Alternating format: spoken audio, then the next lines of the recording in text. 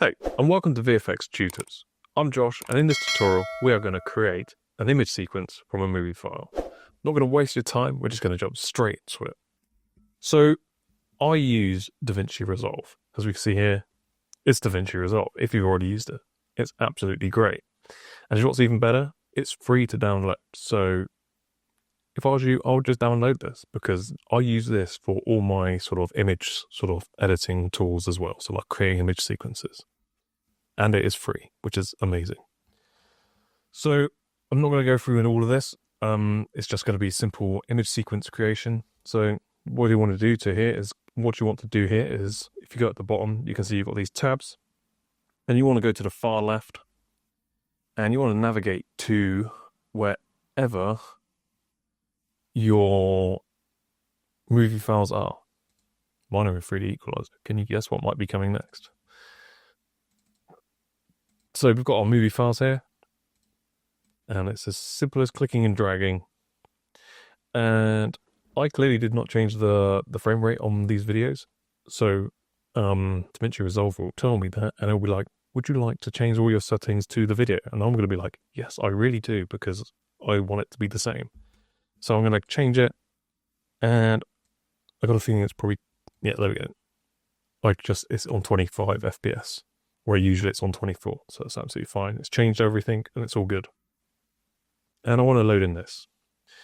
Some of you might know what this is already. It's a lens grid. We'll go through that later. And that's pretty much it for now. And we can just skip all the way to this third one, which is timeline editor, or what do they call it? Just edit, I guess. So I'm just going to click and drag my files in here into the timeline. You can hold Alt left click to scroll, Alt and middle mouse roller to sort of change the scale of it. And I'm also going to bring in my lens grid because we're going to use that later. Now we can sort of scroll through and we can see the most Hollywood of Hollywoodist footage and visual effects stuff. We got Pickles Cage. Anyway, I'm not going to go on the way with that. We only need one. We only need one frame for this last bit. So I'm just going to crop that down to something like that. That might be one frame or a couple of frames. It doesn't matter for me. And generally that's it for most people's cases if they just want to make an image sequence. When working in VFX, we want to sort of also... So you can skip this if you don't want to do this. So this part here is going to be converting to a linear color space so we can work with it in VFX. When I'm struggling to find the camera sometimes, so you're right there. So here is where we can add like alert to our image. You can see all our color stuff here. We're not going to go into all that. So the first thing that I want to do is right click on here, on this node, right click, add a node, and we're going to add a serial node. And what this does just means it's just like a node that we can edit stuff on. I'm going to right click, and then going to go lit, and just go all the way down to VFX.io. And I don't remember what I recorded this in. sRGB to linear will be fine for this case anyway. So you can see now our images got darker because we've converted the color space into a linear. That's a whole new topic. It's a big topic. We're just making an image sequence for now for VFX, but you can skip this if you're not. So we've now converted this, and we can test this by, if we add a serial node, we go to our LUT, VFX.io, and we can do, where is it? Linear to sRGB. Because this is what our viewing transforms are going to see in our 3D software. So it's going to go, hey, you're a linear color space, and our view transform is going to automatically convert it to sRGB or all the other ones and all the ACES, OCI, and all that stuff. We're keeping it very simple for now, so we're not going to even do any of that. So we don't need that node at the end. We could delete that. And what we can do, actually, instead of doing the same, we can just Control C on that. We need to do the same thing on our lens grid as well. So we'll just add a node. I mean, you can just do it on that initial node, but it's probably usually a good idea to not do it because you can just get rid of it if you want. So we'll just sRGB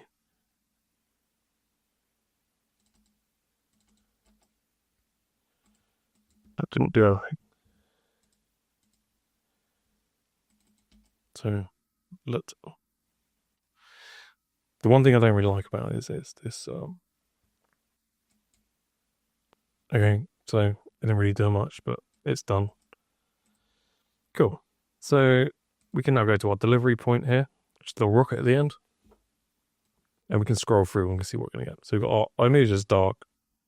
It's not very dark, but I guess it's just black and white, so there's not really much there anyway. So up at the top left, what we want to do, we want to call this, I don't know, we'll call this 3D equalizer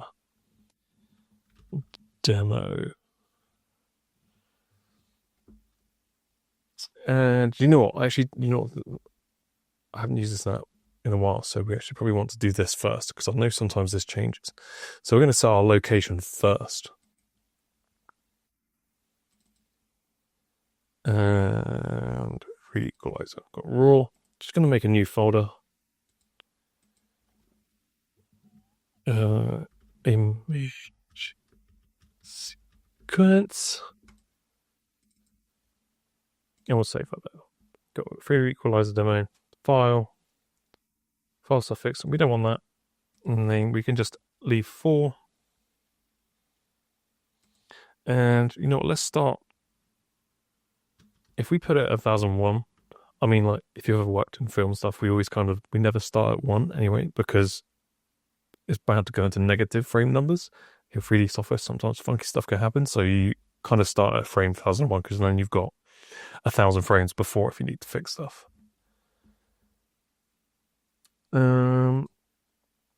That should be it. No. Oh, this is probably what I needed to change. Was change it to EXR. We're gonna get big boy 4K because it's not raw anything, so it should be fine. Export video. Advanced settings.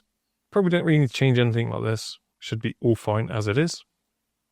So we've got our video coming out as EXR's 4K file, custom name 3D equalizer demo. I actually think I need to put dot there so it doesn't add it to the end of the name. So, and then all we need to do is add to render key.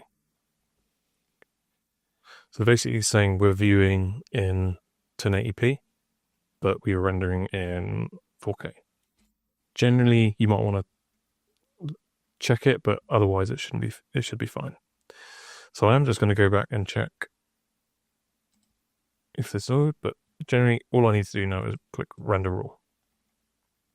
And now this is going to go through and create our image sequence, and that should be pretty much done, I hope. So we can wait for it. I don't even know how long this video has been. It's not supposed to be a very long video, but I hope that this has been helpful. Don't forget to like and subscribe. It really does help. And yeah, well, I'll see you probably in the next one. I'm hoping by the time I finish, this is finished rendering and we can see our image sequence.